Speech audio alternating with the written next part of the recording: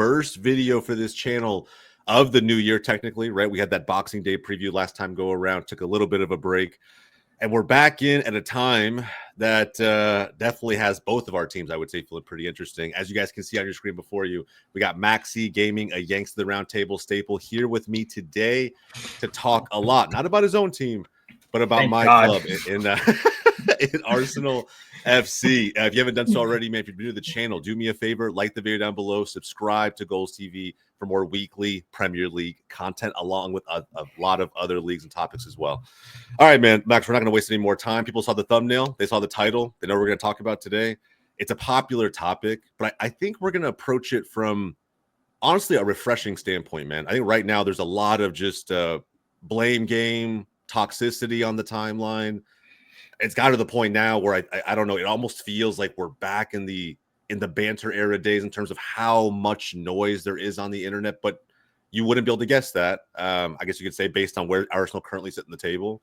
But again, still a lot of up and down conversation on whether or not Mikel Arteta is the right guy as the manager to take this team forward. So look, man, Max, I think we talked about this in group chat, bro. Got a lot of different thoughts on this. I think you and I could go back and forth in a really good way today.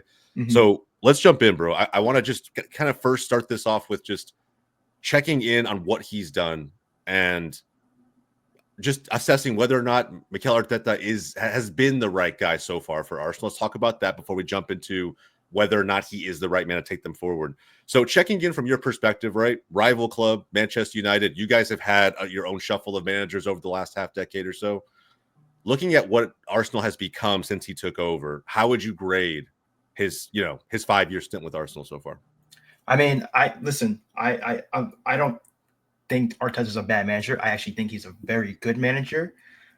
What he's accomplished so far at Arsenal is what I guess Arsenal fans have dreamt of for the last like 10 years. When, like you said, you're in the banter era, it was just so much struggle, and what he's accomplished with such a young squad is commendable.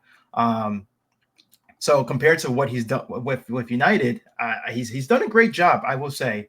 But I think there's just I can't tell you if he's the right manager or not for Arsenal, but I will say him not getting or winning any trophies is a major deal. At least I would think in an Arsenal fan or an Arsenal board wise. Like, Arsenal's not like Aston Villa. Arsenal's not like Brighton. Arsenal is not like Newcastle. Like, they have such a higher standard, higher mentality that winning trophies, whether it's an FA Cup or the Energy Drink Cup, the Carabao Cup, the Premier League, Champions League.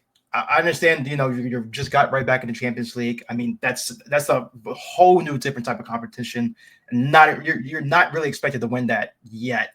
But something has to give. Like, yes, you guys are competing in the league. Great. You got in second place for the last 3 years, 4 years.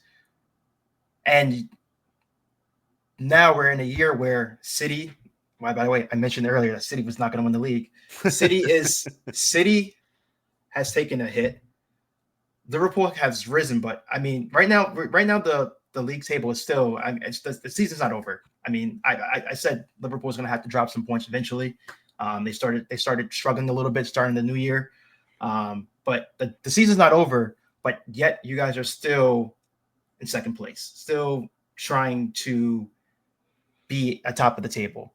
Now, I think here's my personal opinion about whether or not Arteta is the right man for the job.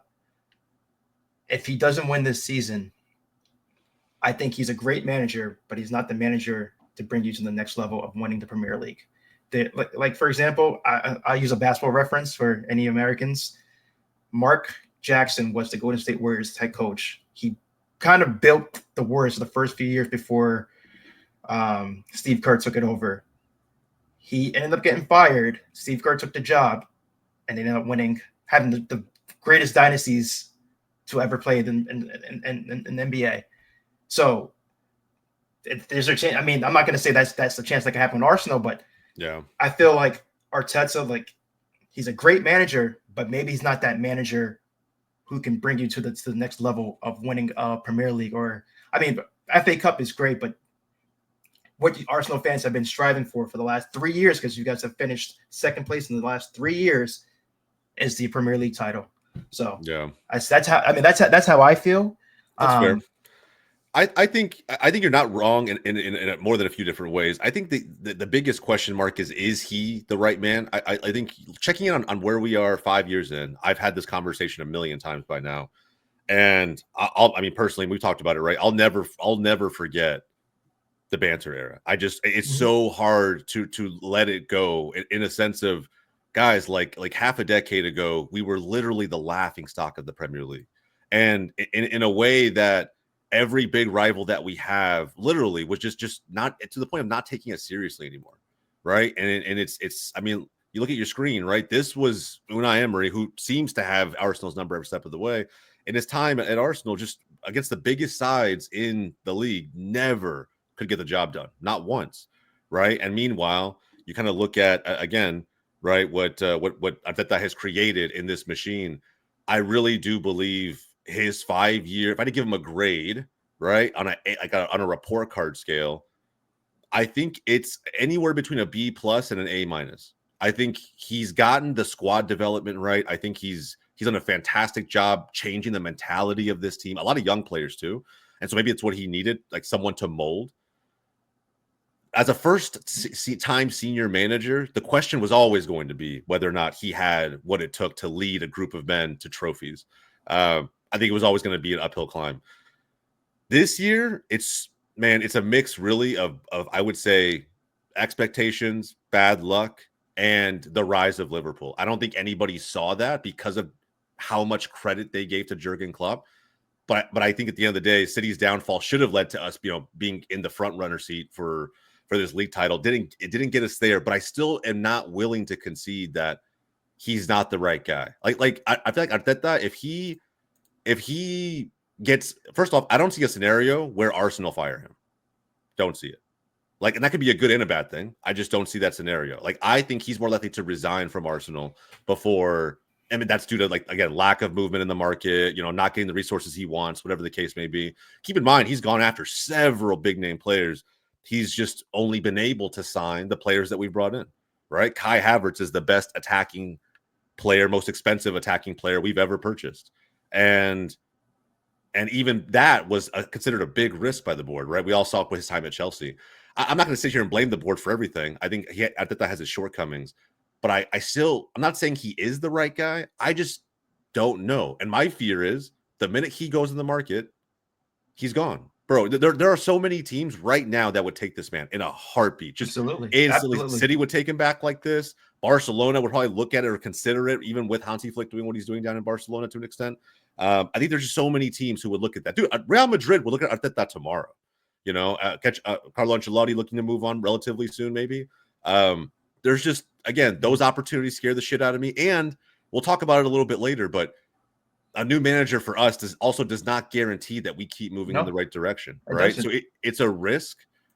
And part of me feels like the best way to move forward is to keep trying to add more to the project we currently have going on. So I think over the last 5 years, he's done a fantastic job. But I see your point. There are plenty of examples in history where you pointed to one in the NBA. I could point to one on the MLS side with the commissioner of all people. But just because that man was the right man to get you to where you guys are today, in this case, Arsenal, it doesn't always mean that they're the best person to get you over that final hump, over the line, and get those trophies that we know this team is capable of as a unit anyway. But that leads me to my next point, right? When you look at this squad, is this squad good enough to win the Premier League? Because that will be the question if we talk about Arteta leaving Arsenal at some point. Under a new manager, without his tactics, without his philosophy, is this team good enough, in your opinion, to win the Premier League? I think they have enough squad depth to be able to win the Premier League. If you take a look right now, I mean, Saka's out, but you still have Trossard, you still have Martinelli, you still have I know the kid just got hurt. Noeri? Yeah.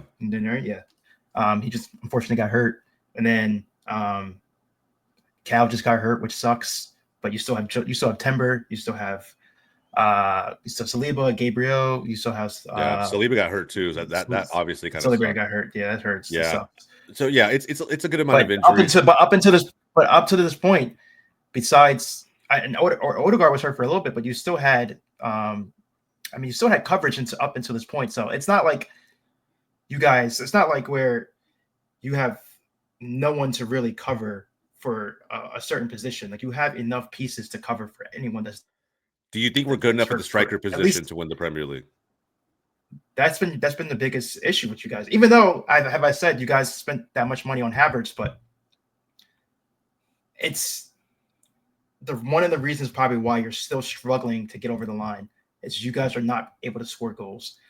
You guys can create the opportunities between Saka and Odegaard, even Martinelli. But the striker position it's you know what's Havertz, because it's the thing.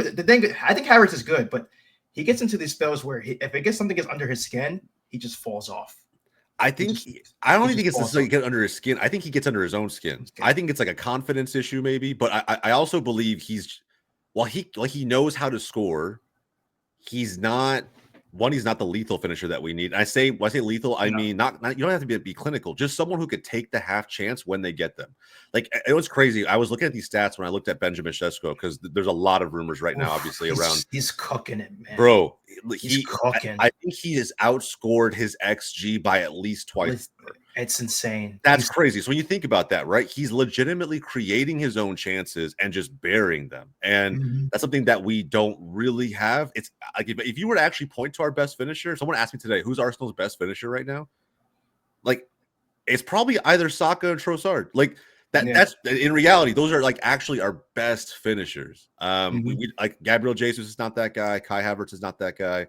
Odegaard as an attacking mid was kind of that guy a year or two ago, and now his shooting foot has fucking left him.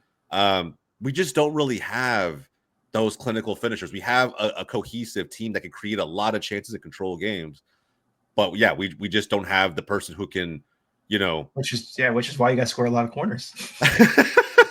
Yeah, fair enough. But I mean, we also do create an insane amount of chances. And you know what's funny is that if this point in last season, I don't remember the rhetoric around Arsenal and their squad and how good they may or may not be being this bad at this time last season, despite the fact that we have, I think, right around the same amount of points. Probably even scored a couple more goals at this point of the year than we did last year. Now, at this point of the year, last year, we were just about to go on that crazy run where we didn't drop a game and we had 3 or 4 games in a row where we scored at least 4 or 5 goals. So that was about to happen. But either way, up to this point, the production was relatively the same. It's just there's more question marks being asked now of this team, and rightfully so. I think in some of the big games we haven't gotten this over the line. But again, do you blame the squad development piece all on the board for not giving out the pieces that he wants? I mean, if this was another manager, right? Well, I will say you could put some blame on the board for not being able to back him a little bit with obviously they can see the struggle with scoring goals, but at the same time, the last few years, you guys were neck to neck for the title. And it was, scoring goals wasn't the biggest issue.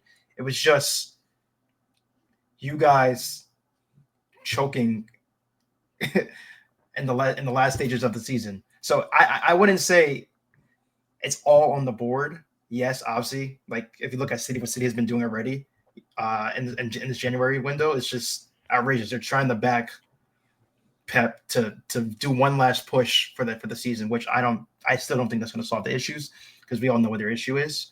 But I think there's still some at fault for Arteta. Maybe it could be with him not trusting certain players, maybe not trusting some academy players to fill that void. Yeah. That could be a possibility, but I don't think it's like a 80% board, 20% Arteta. I think it's more of a 50-50, 60-40 split. Yeah, I think the board is, in my opinion, a big chunk to blame. I think Arteta in what he, at least this season, I will say last season, well, in each of the last 2 seasons when we've lost the title throughout the year, last year was the latter stages. There was one holiday spell where we dropped back-to-back games to Fulham and West Ham, and that one hurt. And then the that same was last year, I think. Yeah, it was towards the end of the calendar year. And we also got outed of the Carabao Cup by Liverpool all in the same week. So it was a terrible week. But from there, we went on that crazy run until we had those Champions League quarterfinals against Bayern Munich, and then dropping Villa between those was a nightmare. But and that's what really lost the title. And I think you look at the year before, it legitimately was you lose arguably your single best defender for the last 2 months of the season, and I can't believe how reliant we were on that one player. But yeah, the whole season just fell apart after that. So there's different reasons, I think, for each of it. I think that the one squad development piece, I will say, if there's a criticism from my perspective as an Arsenal fan, someone who's a pretty optimistic fan most weeks and months anyway, is that he didn't prepare for the shitstorm. That was the biggest thing. Like, I think he thought this season would have been, recruitment-wise, pretty straightforward to the last couple seasons, add a few pieces of depth to make sure that, in key areas, right, that allow us to control games, defense, midfield, and thought that our attack would just be in the same relative form that we've had the last 2 seasons. It doesn't matter if we have a standout goal scorer, as long as collectively we get the goals that we need to get across the line, and we'll control the rest of the games. Little did he know, right, that we would have, of course, the injury problem that we had, but he should have anticipated that. Yeah. I think we're playing more competitions than ever. We lasted in all 4 until the turn of the year. Like, he just should have anticipated. Euros. Yeah. There's a lot of players playing the Euros.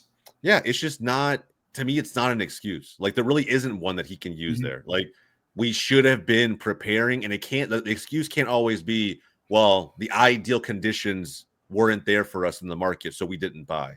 It's like sometimes you got to spend a little more. I mean, again, teams know what you're pushing for. They're gonna, again, try to strong arm you here and there, but you can't have to take the risk. If you told me you spent an extra 10 million per signing or 15 million per signing, we signed 2 more attackers. That extra 30 mil and we got a trophy out of it, a major trophy, I would not give a shit, and neither would any other fan.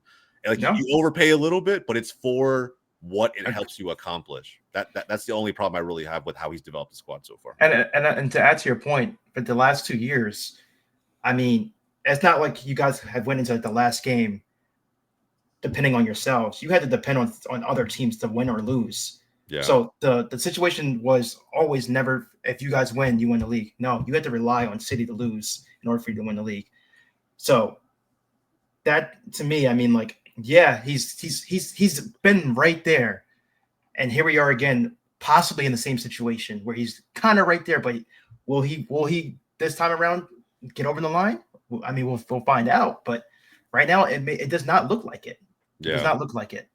And with Saka gone for, I know he's until February. Yeah, till February. So 2 more matches. 2 to 3. Like, obviously he's got to come back and then get back into the swing. Get back in the swing. He tore it, so he's not going to come in and start right away. Yeah, so this is going to be a tough next month for Arteta. Yeah. One thing I will say just before we move on to the next piece is that I do think that right now, if the board does not show him some kind of ambition, and I'm not saying ambition, I'm not saying a flashy signing. I'm saying some kind of ambition to try and salvage what's left of the season, right? We're still in multiple competitions. If we don't try and reinforce and retool, especially when you see what's on your screen before you, this man's crying out for fucking help right now. And you see the quote, right? When referencing the Liverpool-Brentford game, for those who didn't tune in, subs directly made the difference with that team. Bringing on Darwin Nunez late, he bags a brace in the final minutes of that game to rescue Liverpool. They were, again, on pace for a draw 0-0 at the G-Tech, and walk away with a 2-0. And again, reaffirm their place at the top of the table. When they talked about it, he mentioned it, right? They made subs that impacted and changed the game. In our side, it was the opposite. It was the opposite because, bro, he has nobody left to turn to on the bench, right? Attacking-wise, there isn't another game changer that we could bring on. We start Martinelli, Trossard, and Havertz. And Sterling right now is in and out, either due to illness or injury, or I don't even know how the fuck he's getting injured.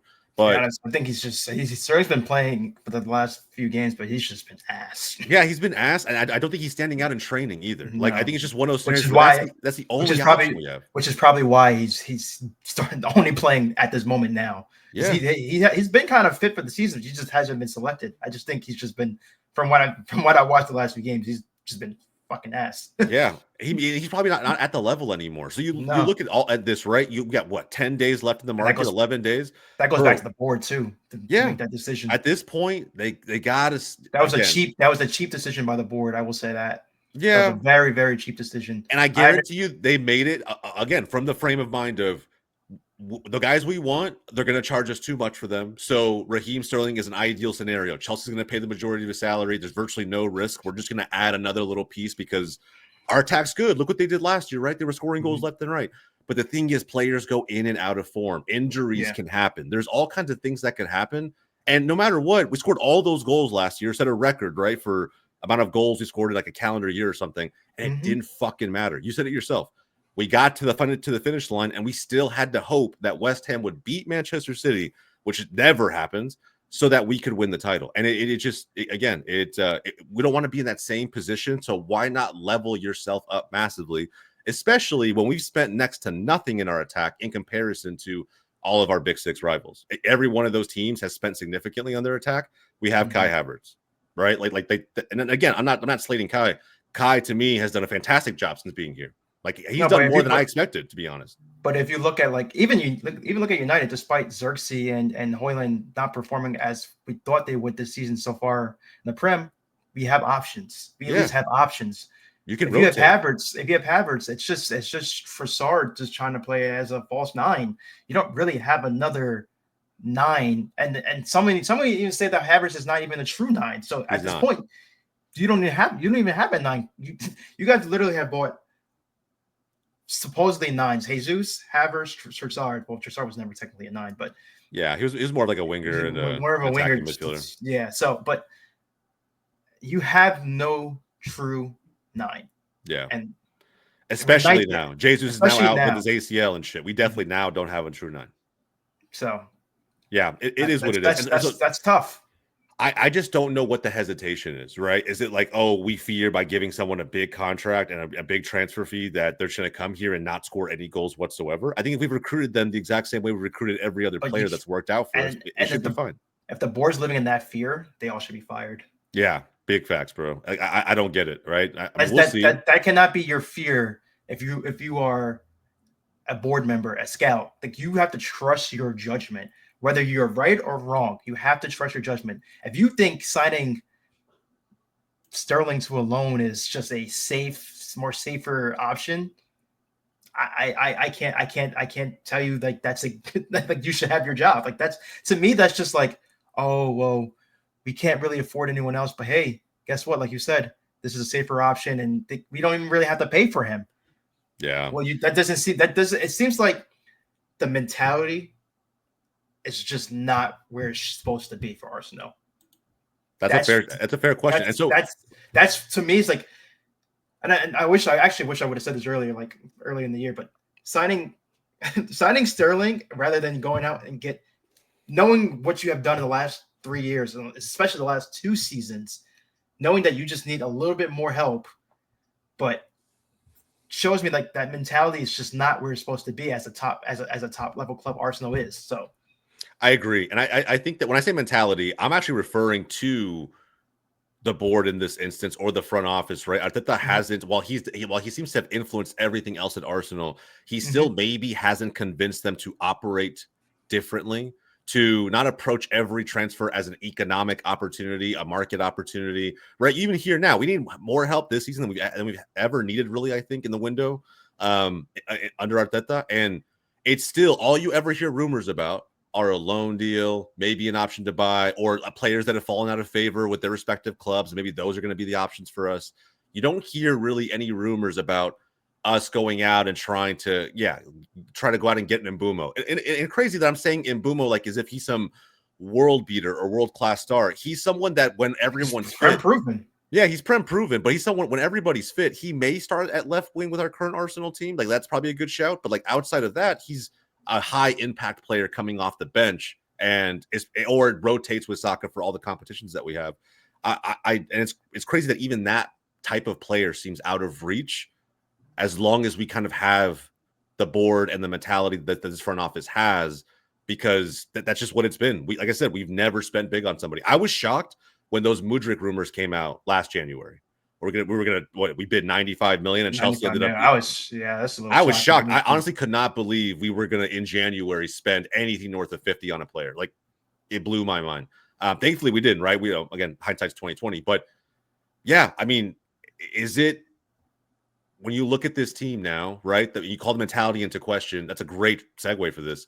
With this Arsenal team now, whether it's previous seasons or now, from your perspective, is it just too much for them?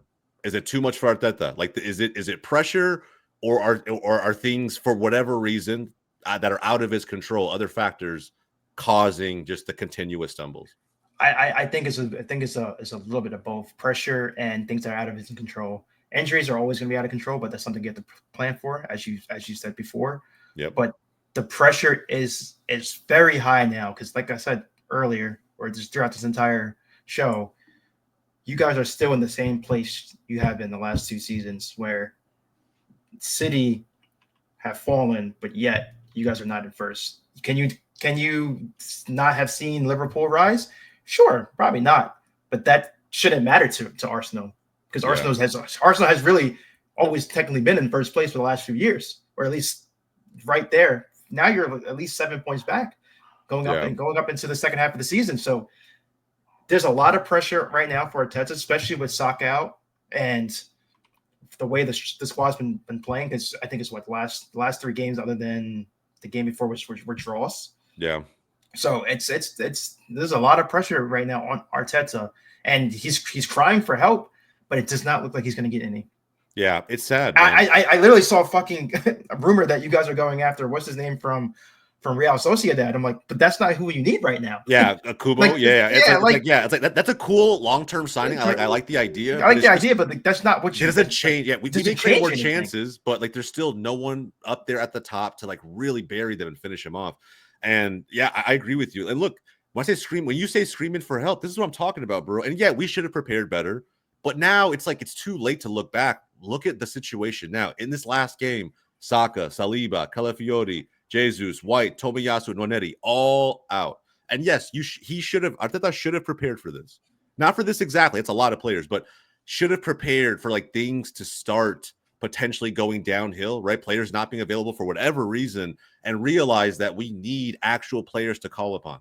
Someone, right? Mm-hmm. It just can't be Nwaneri and guys like Fabio Vieira, right, who have moved on. Guys like ESR who have moved on. Like, none of these guys, ESR maybe, but none of these other guys come in and are game changers, right? Will impact the game in a way that gets us over the line.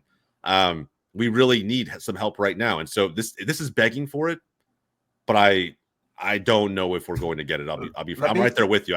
10 days, nothing might change. Let me ask you a question, because you actually brought up a good point about Arteta influencing the board to make some more signings. Do you think that's a lack of confidence from Arteta himself, or like experience, or like, do you think like, I'm not going to put City because City, they're City and hopefully they just get charged, but like a different manager, maybe I don't want to say Klopp, because Klopp, I mean, kind of Klopp. Do you think like Arteta doesn't have the balls or something to say to the board, like, hey, if we don't win this, or if we don't get what we need, we're not going to win anything? Like, is that like something that you think is a fault for Arteta, or it's just like not really his fault? I think that's part of it for sure. Because think about it, right? Like, no matter what, those are your bosses. No matter what, this is technically still his first managerial job. And that's what I'm saying. That's his first managerial job. So like, and we've seen globally this play out very negatively for other managers. I think automatically to like Xavi being super fucking honest and getting fired the same fucking week by Barcelona. Just saying flat out that there would be struggles there, that we will suffer more because of just our situation right now financially. And board didn't want to hear it, and they hire Hansi Flick. And so there maybe is a little bit of that at play for sure. I still also think though that what the last 2 or 3 years has done for Arteta has caused him to overcorrect. I really believe that. I think he now sometimes plays more to control games, not to attack them. And that's where I think that, I don't know if it's just like the pressure of winning the titles getting to him. I think the pressure of doing more than, I think he really analyzes things year over year.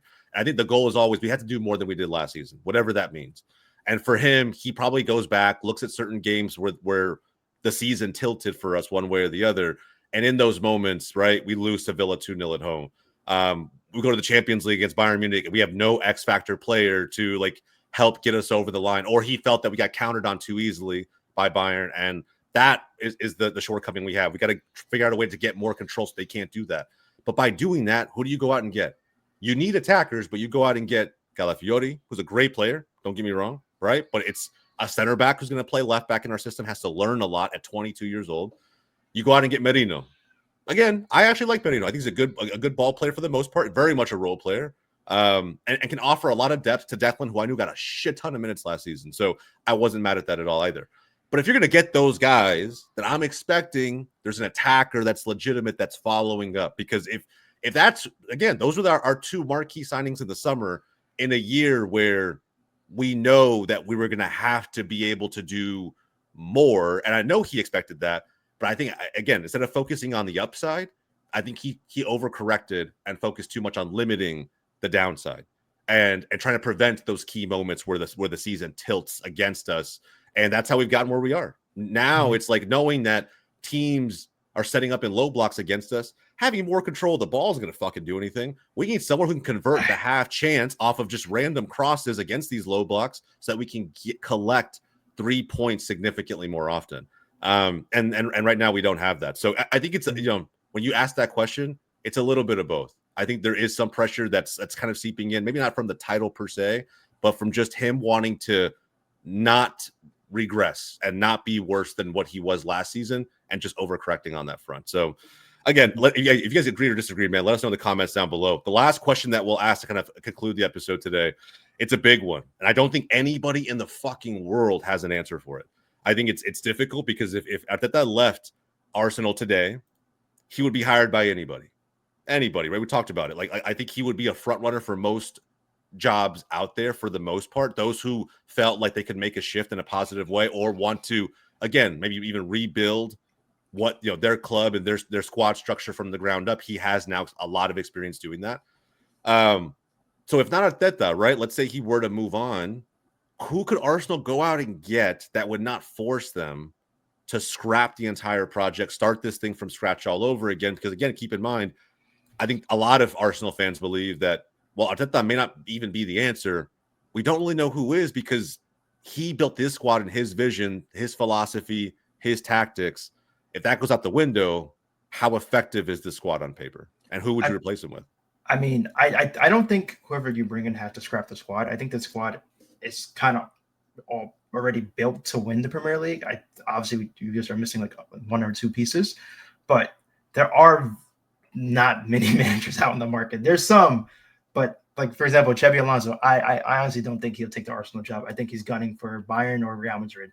Yeah, probably. He probably would have took Liverpool, but I think that was kind of honestly kind of a shock that Liverpool didn't go after him more, but they went into slot. But can't complain now. I mean, they're first. Let me ask you this: what if they decided they want to keep the Spanish track going, and they go one of two ways, Xavi, right? Or they go Xavi potentially, or what if?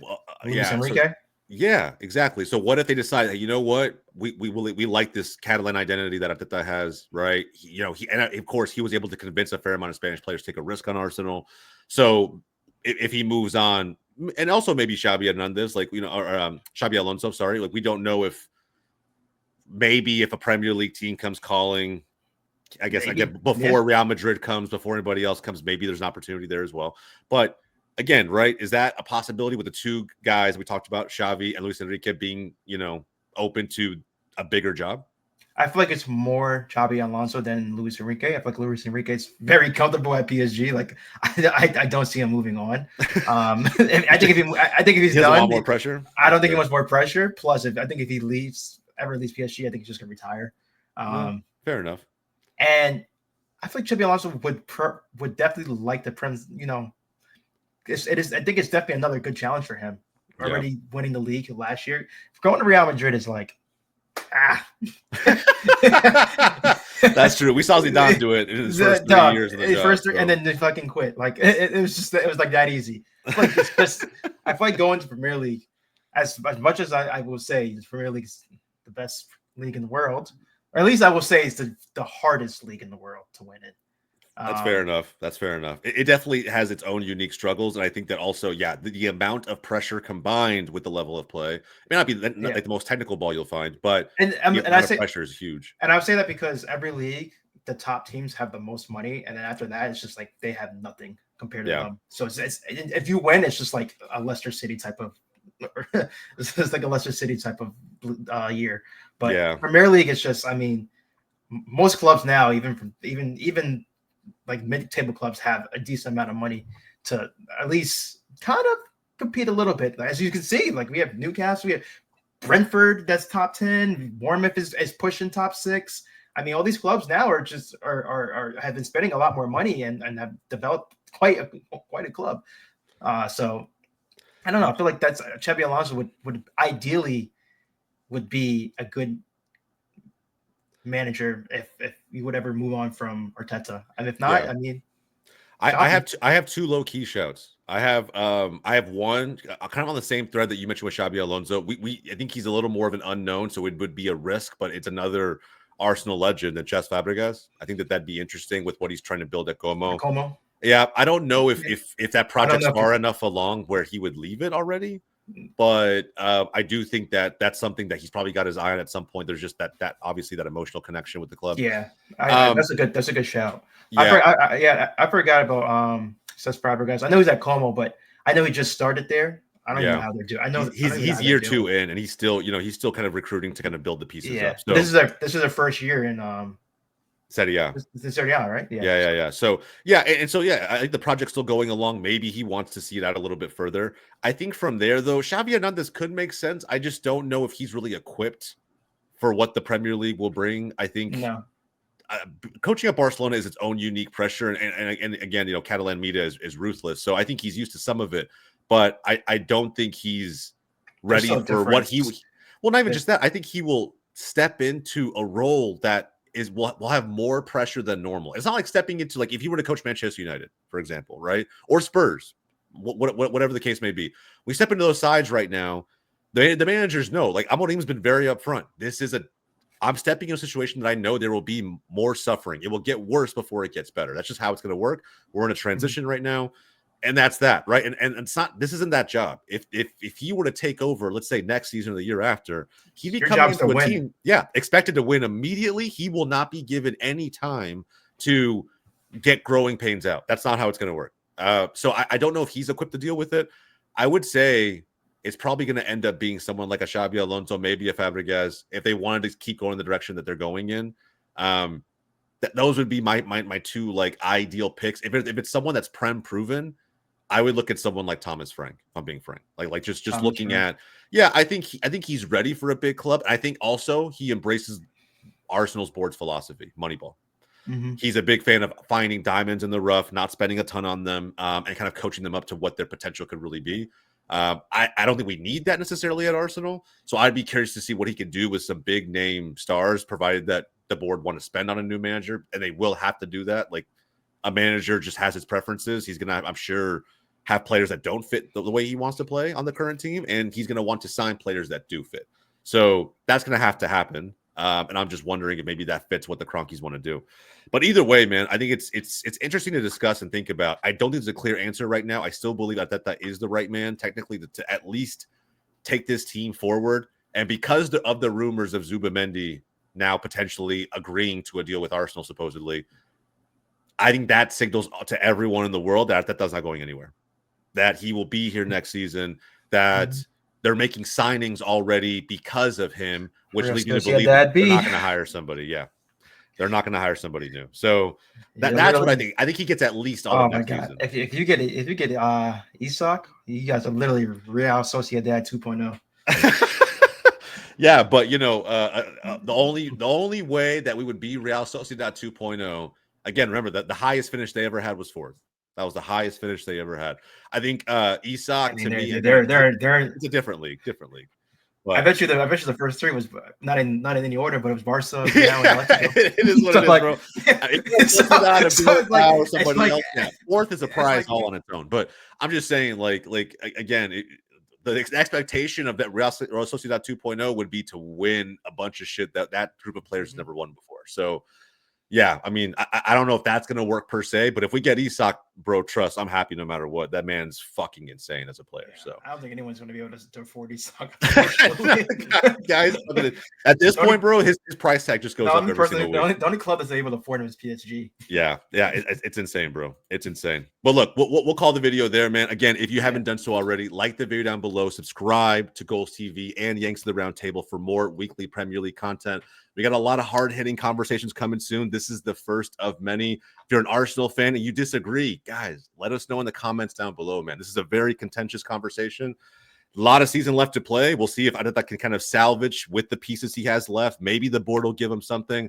I'm sure we'll dissect it all towards the end of the January window here on Goals TV. All right, for everybody here, my name's Jose. That's Max. Catch you guys next time.